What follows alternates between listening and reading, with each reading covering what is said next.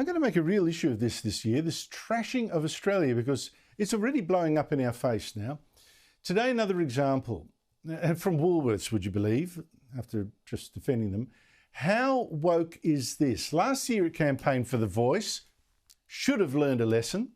Now it's announced that it's not going to sell any Australia Day merchandise in store. And this is not just a commercial decision.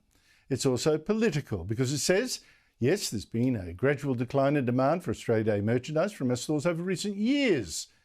At the same time, there's been a broader discussion about January 26 and what it means to different parts of the community.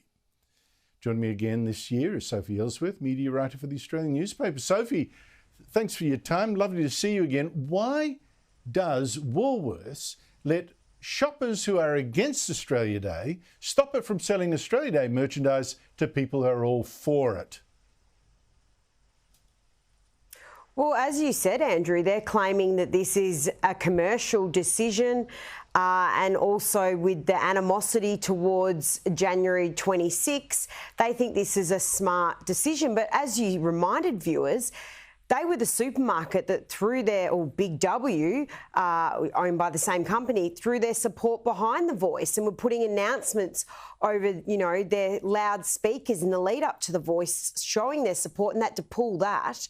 Are they not listening? Did they not notice that a majority of Australians voted no to The Voice? And there are a lot of Australians who do want to celebrate Australia Day. So what's the harm in putting a few items on a shelf and letting us as the shoppers make our own decisions whether we want to buy some Australia Day merchandise or not, Andrew?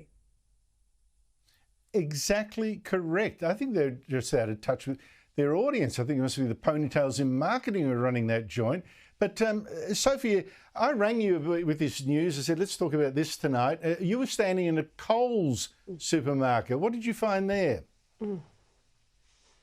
I was, Andrew. I mean, the timing was brilliant. So I was in my local Coles supermarket. I went up to the manager and asked her. I couldn't find any Australia Day merchandise. I asked her if they'd be selling it. She was very polite but slightly awkward. She called over another staff member and they said, oh, we don't think we're getting any Australia Day merchandise.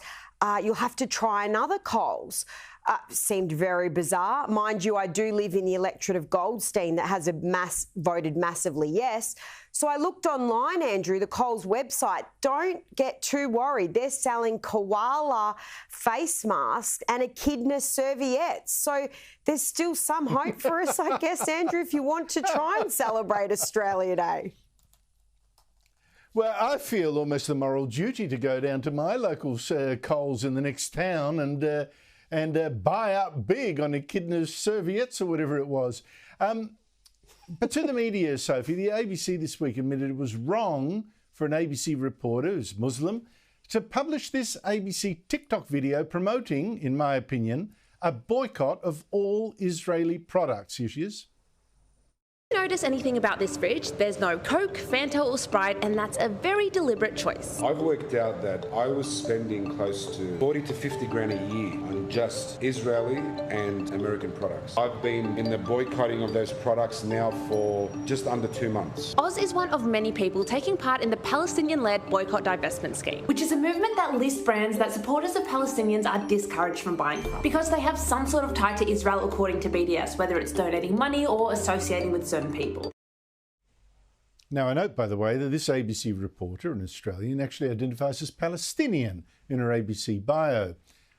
Does, Sophie, the ABC seem properly sorry that it publishes rabid anti-Israeli incitement? Well, Andrew, this is sort of typical of the ABC, because what tends to happen in these situations is you and I both know is complaints flood in, they take down the content, we write a story, and then they sort of go, oh, we're kind of sorry but not sorry. What I want to know is how this got published. It shouldn't matter whether the reporter is Palestinian or not, but that report that went on TikTok was so one-sided. It had no refuting arguments. It was so biased. I want to know how that actually got through the checkpoints. Don't forget, ABC have about 4,000 staff. They've got plenty of people on the ground there to go, we should not publish this. We should check it before it publishes. So again, they fixed it up. They republished it. They've turned the comments off the TikTok video, Andrew, but I don't really think this is good enough from the public broadcaster. This just keeps happening time and time again.